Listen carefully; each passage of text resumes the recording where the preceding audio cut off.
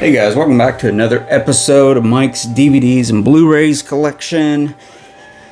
Thank you for coming back, guys. Appreciate all you subscribers.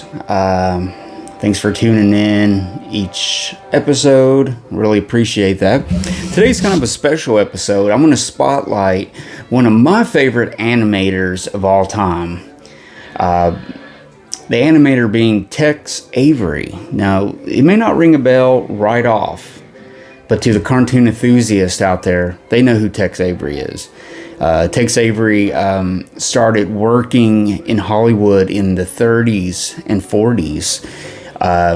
By the 40s and 50s and everything, mostly during the 40s was his real true heyday of all the movies he released for MGM. He worked for the MGM Shorts department, which they made, short subjects, being cartoons, short comedy, things such as, Three Stooges, stuff like that was a short subject, even though they weren't with MGM.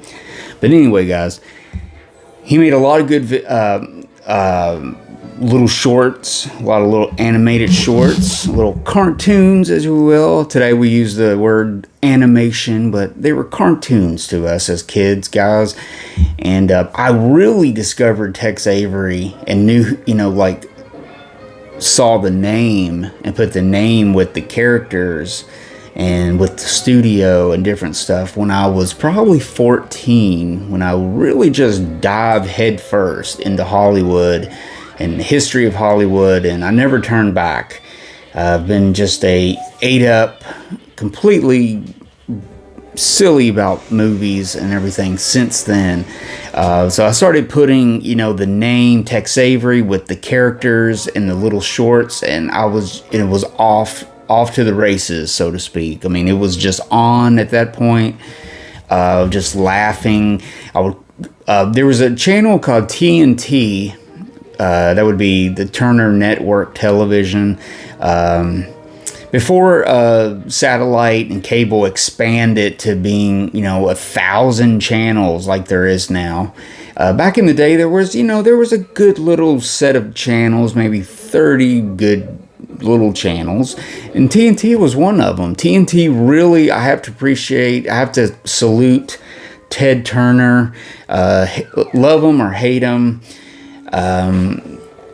I have to salute him, because if he had never bought all of the RKO and MGM and all this Warner classic Hollywood movies, he was a billionaire and he bought all this movies and stuff and they were his, and he started a channel and he would show stuff, I would never be into movies like I am. I really truly believe that. I mean, if it wasn't for the TNT channel showing classic movies and cartoons and everything, I would never probably be into classic movies. I mean, not like I am now, but I guess let me not rant, but let me just talk about that for a minute, because personally, TNT, honestly, I discovered silent movies, I discovered foreign language movies, classic foreign language movies.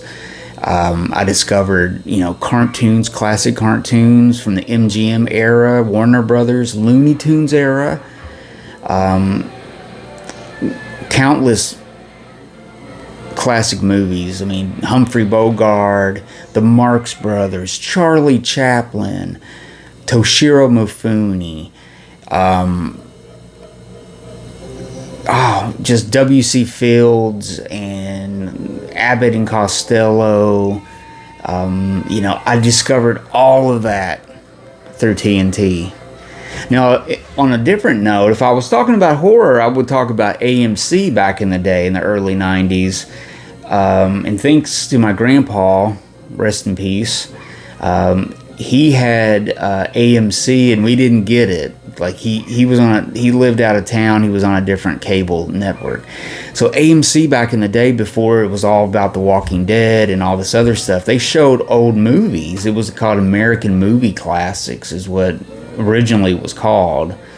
Now it's probably American Movie Channel or something, but it was American Movie Classics It was hosted a lot by a guy named Bob Dorian, and I would send a VHS tape up to my grandpa, and I would set his VCR, and I'd set it all up, and I'd be like, Grandpa, all you got to do is on Tuesday morning, all you got to do is leave the TV on. It was something like if you turned the TV off, it wouldn't record. So the picture had to be on. There was something, how it was hooked up, I don't know. I think it did it at my house too sometimes, but you had to have the TV on. So I was just like, all you got to do, leave your TV on before you go to bed, because it's coming on at 6 a.m. I mean, movies, even today, good ones come on very late at night. Well, anyways, on AMC, that's when I first started getting Frankenstein and Bride of Frankenstein, all of those. I got the other Charlie Chaplin movies I never had, Modern Times, The King in New York, The Great Dictator. All these things, Charlie Chaplin meant a lot to me back in the day when I was a teenager. I know this, you may want to fast forward or skip this, but I just want to, I guess, open up to love and who I am to movies. I mean, it really, movies made a great impact on my life, and I needed it at that time in my life. I really needed it. And, I'm really thankful to my grandpa, who was really cool. I mean, we would watch classic stuff, shorts. He loved Charlie Chaplin, and he loved Abbott and Costello, and he didn't really understand the Marx Brothers too much. They were too zany for him, but he really loved those guys, and it was cool that we shared that.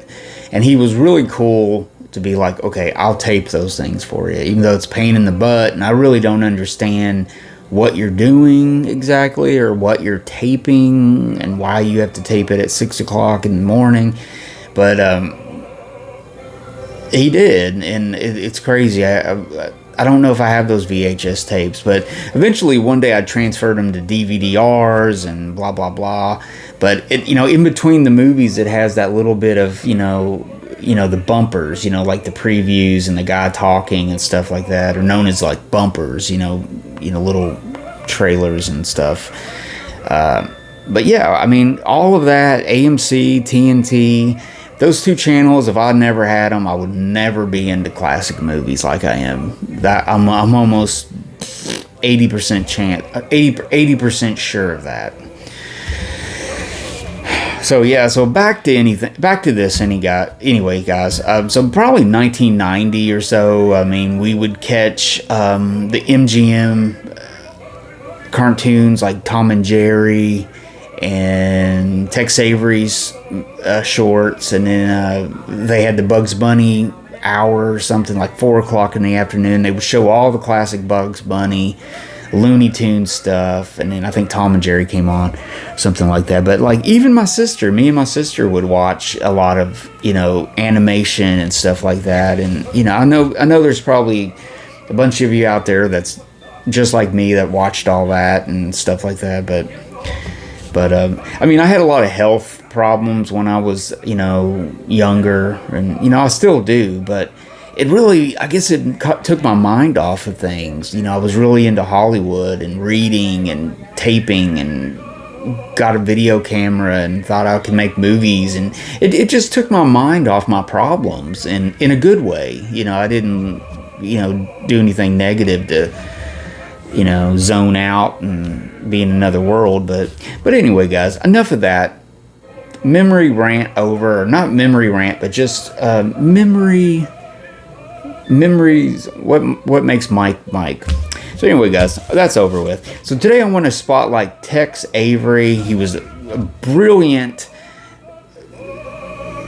animator. I mean, the writing, all the stuff that went in this, it was so against the grain. It was kind of stuff, they were pushing it. It almost got a little racy at times. The humor was kind of over your head at times, the average person. It was very, I can't think of the name, just very something. It was really, adults could really get in it. That's what I'm trying to say. Back then, adults really like these cartoons also. So I want to get into Tex Avery. I have a huge, these are laser discs. I don't have them on Blu-ray or DVD or anything like that. I just have these laser discs. And this is basically you could say like a best of, because I have this huge box set I want to show you, but this is kind of more or less the best of that kind of got released later on or something. This is called Tex Avery's Screwball Classics, and this is kind of a best of, I guess you could say. As you can see, you got the wolf and Little Red Riding Hood. She was like Little Red Riding Hood, like doo walking through there, and all of a sudden she's like this sexy woman, and the wolf is chasing her and whistling at her, and it's pretty famous. I think it's Swing Shift Cinderella, and just some man. Let me read some of these animated. These cartoons, man, are just so cool. I mean, one of my favorite ones is Bad Luck Blackie with, the little cat, and he's just got bad luck, and that one cat, black cat, it's so funny. A Red Hot Riding Hood. I mean, a lot of the soldiers at the time, a lot of this was during World War II, and they would have, Betty Grable and stuff on the side of their planes, and they would have little pinups and stuff to get their mind off of what they're having to do and stuff. So a lot of these were kind of a tribute to those guys. Some of these girls in here look like pinup models and stuff, and it's really cool. Happy Go Nutty with that, it's got a little squirrel in it. Just so many cool little things, man. It was so cool. But this is has 16 classic cartoons. It's got basically all the best of, so to speak. But I haven't really seen a Tex Avery that I didn't like. I mean, Tex Avery, I think, would go on. I think he passed away. I can't remember exactly. I put it out there when he passed away, but he passed away, he didn't live into the 80s and everything, to see kind of the resurgence of, popularity and everything, people getting into his stuff again. But this is something I wanted for years. This was very pricey back in the day. I think this thing was like $150 or something like that, because it's a big box set. It's 5 discs, guys, and this is called the Complete Tex Avery box set. This is really cool,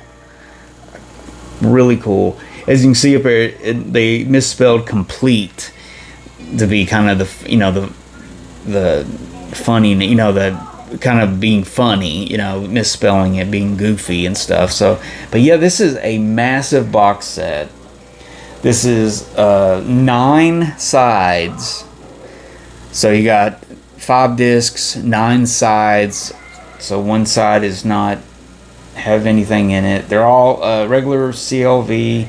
One of another favorite one is the little cab. The taxi cab and his wife have a little car and a baby car, and it's like they're like at the hospital, and the baby's, the car baby's born, and he grows up. The father's so proud, and he wants him to be a little taxi cab like him when he grows up, but he wants to be a hot rod. So instead of being yellow and everything, he takes the roof off, and he's got a little red sports car, and he soups up the engine himself. It's just ludicrous, crazy cartoon stuff that is so funny to this day, and it's all on here. Great stuff, great stuff. This box set, if you can find this box set, I highly recommend it, because they may not have all these on there, because some of these things were kind of racy. I mean, some of this stuff wasn't politically correct. That's for sure. But inside this, it's got a little booklet. Here with artwork. I love this. I wish I could just have this just breaks down all the shorts, all the stuff like that. On the back, it's got a little bit about Tex Avery. There, Tex Avery. Pretty cool. I mean, some other characters in the Tex Avery universe were Droopy Dog. I mean, I'm sure people know who Droopy Dog is. The little ducky thing, that car, Swing Shift Cinderella. Probably one of the more famous things is that wolf in the Little Red Riding Hood. That's probably something you will see more when you kind of look up Tex Avery and they show his work. But yeah, each one of these, they're housed in these MGM brown little slip cases. I really liked these back in the day because it showed all the other movies that MGM UA were out. And then at the bottom, it would have the deluxe Laserdisc editions that you could see. And man, as a young kid, I would see that and just be like, I'd be just drooling. I was just mad about movies. But yeah, I think over time it's kind of got wrinkled a little bit. I don't know if it's moisture or just heat or something. But yeah, basically it's, there's 5 of these slip-cased Laserdiscs in here. Comes with, this little insert and this. And yeah, the complete Tex Avery. Awesome set. You can still find it. I think it's still I think you can get it for like $100. It's still worth some money still. I had to thank my wife. She got this for me about 4 or 5 years ago. She knew I wanted it real bad. I think she got it for me for my birthday, or it may have been just because I love you. And she got it for me just because a surprise, and everything. It may have been Valentine's Day or something like that, and she got it for me. But I really thank my wife for getting that for me. She's super cool. I thank her for putting up with all my movie madness and everything. She's very patient. But yeah, I mean, Tex Avery, this set is really cool. It was a few years ago, I contacted somebody on Craigslist and I got a huge lot. I think somebody passed away, died, and they had this huge Laserdisc collection. And the brother, I think, was trying to sell it. He was trying to part some of it out. He had a bunch of classic toys, and this guy was trying to sell me all this, and I was just like, no, I'll take your whole set. And I think I got like 7 milk crates, jammed packed milk crate looking things. They were wooden boxes, but I think I got like 7 of them for like $200, which was crazy. The ones in it that I already had, I sold them. So I ended up making like 4 times what I paid for the set over. I mean, I made like $800 or something off this set. It was off this big lot that I bought. So, and I got a bunch of stuff in there. I got another edition of Tex Avery, the completed Tex Avery, in that lot, and it was like, I got 2 of them. So, I think mine, the booklet was kind of messed up. It was in bad shape. So I took the good booklet out of the lot sale, the one I got from the guy, put it in mine, and then I had a really complete set. I had a nice box that didn't have any tears or broken edges or anything, and I got a great set. I got a great condition set now. But the other one I ended up selling. I didn't sell it for crazy prices. Somebody really wanted it. I sold it to them for, probably half of what it's worth. Tried to put some love back out there in the Laserdisc community and stuff. But yeah, there you go, guys. The complete Tex Avery. I know I kind of went off the subject a little bit, but I guess I just feel like sharing today in this episode, because that stuff is really the nuts and bolts of why I do what I do. I mean, that's the inner workings and the reasons, why I love movies to this day. You know, some people love movies. They just go to the movies and they watch movies and they watch them on TV and they're like, yeah, I'm a movie fan. I like this and I like that. And I collect a little bit and I got, you know, a little bit of movies. But then there's us collectors out there who really love movies and we want all the movies by this director or all these movies by this actor or this super cool set that they only made 5,000 of. And, you know, so that's kind of where I'm at. But I really love the history of Hollywood and all the everything inside it, cartoons and all that stuff. So thanks for watching. I know this is long-winded. Thank you for watching. I appreciate it, guys. Give me some feedback. Does any of that ring a bell with you that's watching this? Were you a TNT watcher back in the day or an early AMC watcher and caught all those cool movies and cartoons and stuff? If you are, comment. Let me know about it. I'd love to parlay with you.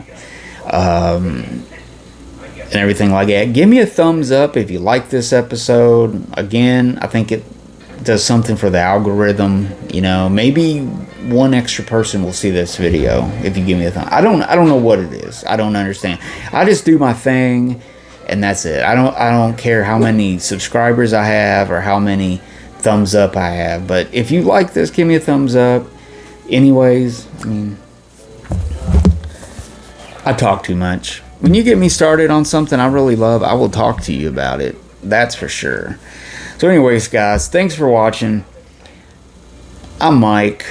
Be safe out there. Watch some good movies. Watch some Tex Avery. It's on Warner Archive now. They've put out some Blu-rays. I think there's 2 volumes. But I don't think it has this many. I don't think they'll release all of them. Because some of them are not politically correct these days. So that's a footnote. But I'll eventually get those for sure. But for right now, I'll just keep my little box set that I love. So anyways, guys, I'm Mike. I will see you guys later. Thank you for watching.